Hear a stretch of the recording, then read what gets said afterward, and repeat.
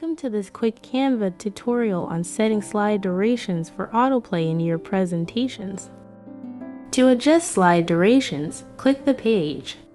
Then, head over to the toolbar and locate the edit timing. Click it. You can set how long each slide stays before advancing to the next. Make sure to apply the same duration to all slides if needed by checking the appropriate option. When you're ready to present, select the Autoplay option for your slideshow.